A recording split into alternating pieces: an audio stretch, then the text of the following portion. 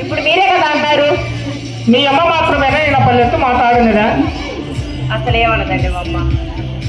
నిలమలు కొంచెము తారువారినప్పుడు ఇట్టి గృహ చిత్రములు ఎంతటి వారికైనా ఉన్నది. అవునవును, కానీ పడిన గోడలు పడినట్టే ఉండవు కదా. ఉండవు కదా. మరి దైవ మందులకి ఈ పూట అతని తారసులు చేసినారట. ఎవరండి ఆ తారసల్లి? అతడు ఆ తారసులు చెందాడు నా మిత్రుడు బిల్వమంగళుడు. అనా బిల్వమంగళుడనా? బిల్వమంగళుడనా?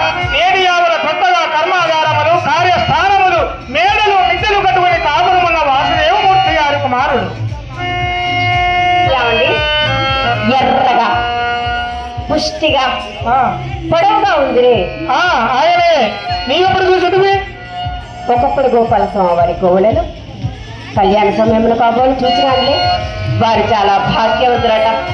ఏ పరిస్థితి ఉంటుందో కొంచెం చెప్పగలరా? వారికి సుమారు 40 లక్షల వరకు ఉండదని నా నమ్మకము. ప్రస్తుతం చెప్పండి. ఆ బిల్వ